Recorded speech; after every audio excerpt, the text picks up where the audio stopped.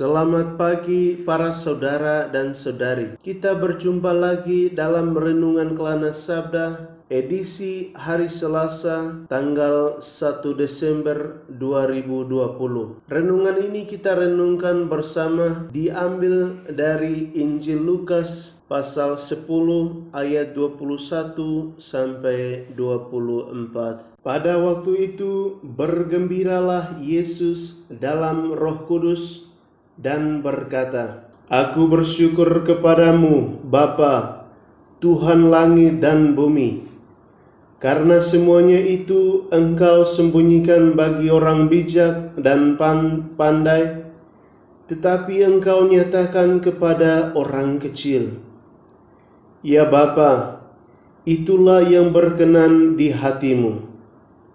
Semua telah diserahkan kepadaku oleh Bapa-Ku, dan tiada seorang pun yang tahu siapakah anak selain Bapa, dan siapakah Bapa selain anak, dan orang yang oleh anak diberi anugerah mengenal Bapa."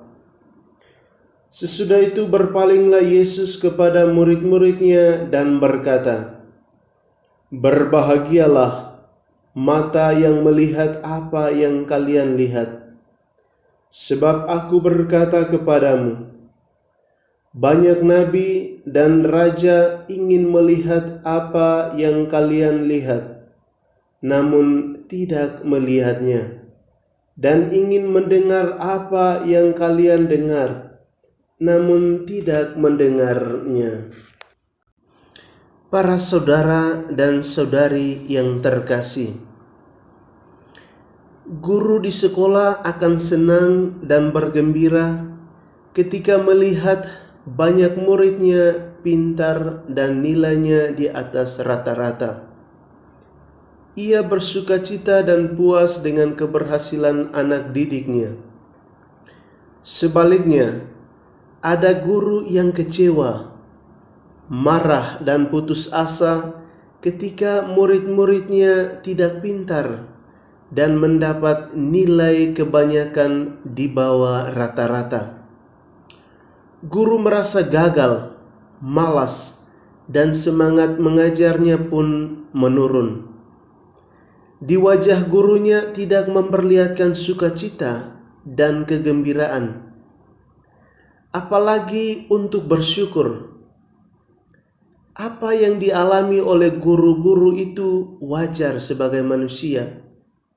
Namun hal yang tidak dilihat oleh guru terhadap anak didiknya ialah kesabaran, kesetiaan, dan kerajinan dari anak-anak yang dapat nilai kebanyakan di bawah rata-rata. Meskipun nilai mereka kebanyakan di bawah rata-rata, namun mereka tidak putus asa. Mereka tidak malas, dan semangat belajarnya pun tidak menurun. Seandainya guru membuka mata untuk melihat hal-hal itu, maka saya yakin guru-guru tersebut akan bangga dan bahagia memiliki murid yang demikian. Para saudara dan saudari yang terkasih, Yesus adalah guru yang baik. Meskipun ia mendapat murid-murid yang tidak sekolah dan bodoh, tetapi ia tetap bersyukur kepada Bapanya. Yesus Putra Allah bersyukur kepada Bapanya karena Allah memberikan orang-orang yang tidak terpelajar dan menyatakan rahasianya kepada mereka. Para murid Yesus dari segi ilmu pengetahuan memang mereka bodoh, tetapi mereka memiliki banyak keutamaan. Hidupnya polos atau jujur, rendah hati, rajin, dan memiliki sikap setia. Oleh karenanya Yesus berkata, "Aku bersyukur kepadamu Bapa, Tuhan langit dan bumi, karena semuanya itu Engkau sembunyikan bagi orang bijak dan orang pandai, tetapi Engkau nyatakan kepada orang kecil."